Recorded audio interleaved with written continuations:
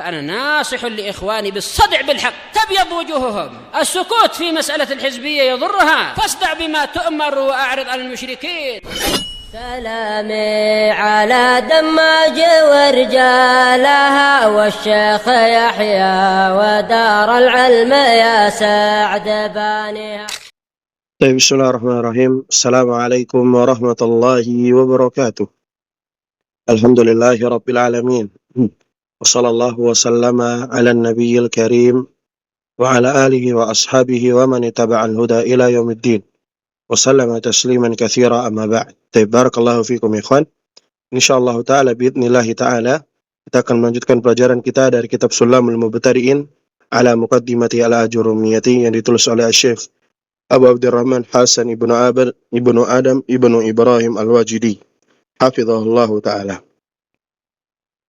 Kita sampai pada halaman yang ke-41 seputar babu al-fa'il. Ini merupakan al-marfu'at yang pertama. Al-marfu'at yang pertama ini al-fa'il. Al-marfu'at ada berapa kan? Ada 7 ya. Kita bahas yang pertama dulu, yakni al-fa'il. Kita tidak perlu yang lebar, kita langsung saja apa yang disampaikan oleh penulis. Asy-syarhu. Kemarin kita baca tentang matanya. Ini sekarang kita baca syarahnya. Dari Syekh Hasan Al-Wajidi. Asy-syarhu penjelasan. Kata beliau, al-fa'ilu lughatan. Fa'il itu secara bahasa apa artinya? Man aujada al-fi'la, ya, man aujada al-fi'la, yang melakukan atau yang memperbuatkan atau yang mengadakan sebuah perbuatan itu. Ya. Bahasanya yang melakukan kegiatan itu, nah itu disebutkan sebagai fa'il, pelaku, atau dalam bahasa Indonesia subjek, ya. Adapun secara istilah, wastilahan secara istilah, huwa yaitu al-ismu al-marfu'u al-mazkuru qablahu fi'luhu, adalah sebuah isim yang dibaca marfu yang disebutkan sebelumnya fi'ilnya. Ini al-mazkuru qablahu fi'luhu berarti fi'il dulu baru fa'il. Ya. Fi'il dulu baru fa'il. Khone. Fi'il baru fa'il. Makanya lafaz al-mazkuru qablahu fi'luhu kalau mau dipanjangkan bahas banyak banget ya khone. Kalau ana mau memanjangkan penjelasan dari ini dari syuruhat a'immah, maka ana memberi tambih, ana akan membaca mengambil apa saja yang ditulis di dalam kitab ini yang dituliskan oleh Syekh Hasan Al-Wajidi. Misal al-mazkuru qablahu fi'luhu. Ini panjang kalau mau dibahas, ya kan? Nah, kasih singkat saja. Apakah hanya fi'il saja yang dapat membuat fa'il? Ya kan? Apakah bisa isim membuat fa'il? Bisa, ya. Isim menjadikan sebuah harakat itu berkedudukan sebagai fa'il, itu bisa. Contohnya apa? Misalnya, syarahat al-mar'atu al-kathiratu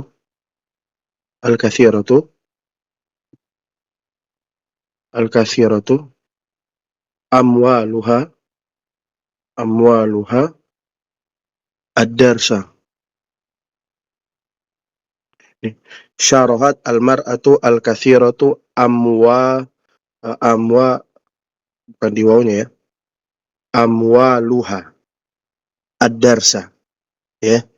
Syarahat al-mar'atu, ya, seorang perempuan menjelaskan, ya, al-kathiratu yang amwaluha yang banyak hartanya ad-darsa pelajaran. Di seorang perempuan yang banyak harta itu lagi menjelaskan pelajaran.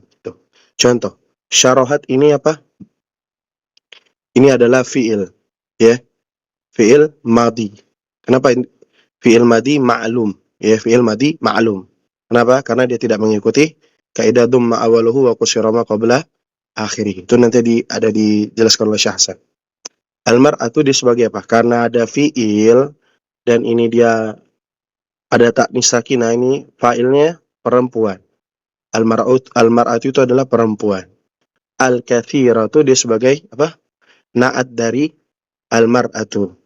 Amwaluha, kenapa dibaca amwaluha? Karena dia sebagai apa? Fa'il dari al-kathiratu. Kenapa dia dihukumi sebagai fa'il, Ustaz? Ya kan? Nah, ini kalau mau dipanjang ya kan? Kawan ya?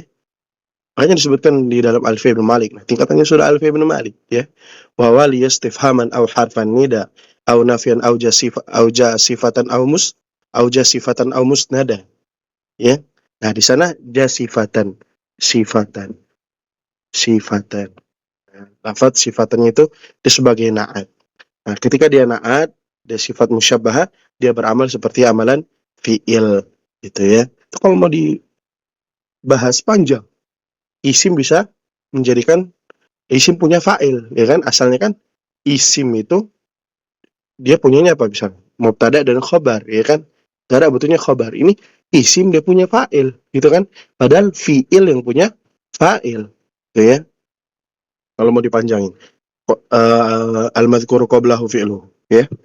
Yang ini, lafadz ini. Apakah fi'il saja yang punya fa'il? Kan tidak juga. Itu ya, kawan ya. Barakallahu fiikum. Selanjutnya, Syekh Hasan Al-Wajidi wa huwa ala qismaini. Bahwasannya fa'il itu terbagi menjadi dua. Zahirin secara tampak wa mudmarin atau tersembunyi gitu ya, tak tampak. Fadzahiru, adapun yang tampak, ma dalla ala musamma bila qaidin. Apa-apa yang menunjukkan atas yang dinamai gitu ya. Bila qaidin, tanpa ikatan. Wal mudmaru, adapun yang mudmar, ma dalla ala musamma bi qaidit takallumi ya. Apa-apa yang menunjukkan atas sesuatu yang dinamai ya. Bi qaidit takallumi, dengan ikatan si pembicara, au khitabin atau lawan bicara, au ghaibatin atau yang ghaibah, yang tidak hadir di tempat gitu ya. Orang yang dibicarakan tapi dia nggak hadir di tempat, itu ghaibah. Kata Syekh Hasan Al-Wajidi hafizahullah taala, masuk ke halaman 42, wa yanqasimu ad-dhamiru ila qismaini. Dan dhamir itu terbagi menjadi dua. Ada dhamir an-muttasil, dhamir muttasil, wa dhamirul munfasil. Dhamir munfasil, muttasil itu artinya tersambung. Munfasil itu artinya terpisah. Al-muttasilu, adapun muttasil, apa itu? Huwa alladhi la yubda'u bihil kalamu. Ya. Huwa alladhi la yubda'u bihi al-kalamu. Ya. Adapun dhamir muttasil, dia tidak yubda'u bihil kalam, terletak gitu ya. Setelah terletak di awal kalimat. Ya. Wala yaqa'u ba'da illah, dan dia juga tidak terletak setelah illah. Fi ikhtiyari, pada ikhtiyari, pada sebuah ikhtiar nih, pemilihan gitu ya. Kata ifi kuntu, seperti tak pada lafadz kuntu. Itu ya. Jadi dhamirun muttasil itu dia tidak terletak di awal kalimat dan tidak terletak setelah illah. Berbeda dengan tak pada lafadz kuntu gitu ya. Wal munfasilu, adapun dhamir munfasil, huwa alladhi yubda'u bihil kalam wa yaqa'u ba'da illah. Ya. Dia terletak pada di awal kalimat, wa yaqa'u ba'da illah, dan juga dia terletak setelah lafaz illah. Illah itu artinya kecuali. Ikhtiar, pada sebuah pada pemilihan, ya, pemilihan maksudnya pendapat yang dipilih. Itu. Contohnya maqama illa ana, ya. Tidaklah ada yang berdiri kecuali aku. Nah, ini fa'il kecuali ana. Ya. Nanti kalau dia ana qama, ya dia itu bukan susunan fi'il fa'il ya. Itu susunan mubtada dan khabar gitu ya. Makanya dia terletak illah setelah illah. Itu juga makanya dhamir munfasil yang dia nasab, ya. Dhamir munfasil yang dia nasab itu boleh terletak di belakang apabila dia ada lafadz illah juga. Contohnya apa? Misal lafadz iyyaka. Kan di dalam Al-Quran disebutkan iyyaka na'budu wa iyyaka nasta'in. Asalnya kan na'buduka atau na'buduhu gitu ya. Iyyaka na'budu wa iyyaka nasta'in. Misal iyyaka na'budu wa iyyaka nasta'in. Lafadz iya ini adalah dhamir munfasil. dia wajib terletak di awal kalimat. Makanya di dalam Al-Quran terletak di awal kalimat. Dia boleh terletak di akhir kalimat atau tidak terletak di awal. Dia boleh tidak terletak di awal kalimat. Asalnya itu harus terletak di awal kalimat. Contohnya apa? Iyyaka na'budu wa iyyaka nasta'in. Nah, dia boleh tidak terletak di awal kalimat apabila setelah lafadz illah. Contohnya illa iyyah, ya kan? Illa iyyahu, kan ada dalam contoh Al-Quran itu. Contoh yang dhamir munfasil, ya, yang berkedudukan nasab. Asalnya dalam Al-Quran kan kalau mau dirubah dalam artian susunan fi'il fa'il maf'ulun bihi, asalnya kan na'budu iyyaka, ya kan? Tapi kalau ketika dia menggunakan kaf saja, na'buduka wa nasta'inuka, ya kan? Nah, ketika menggunakan lafadz dhamir munfasil, ya, maka dia wajib di depan. Maka ini maknanya al-hasr, ya. Hanya kepadamu lah kami menyembah dan hanya kepadamu lah kami minta pertolongan. Untuk dhamir yang munfasil. Tayyib. Itu ikhwan ya. Itu saja dulu yang dapat kita ambil. Semoga manfaat dari apa yang sedikit ini. Insyaallah kita pelan-pelan akan menyelesaikan dari kitab ini insyaallah taala. Barakallahu fikum, jazakumullah khair. Semoga manfaat.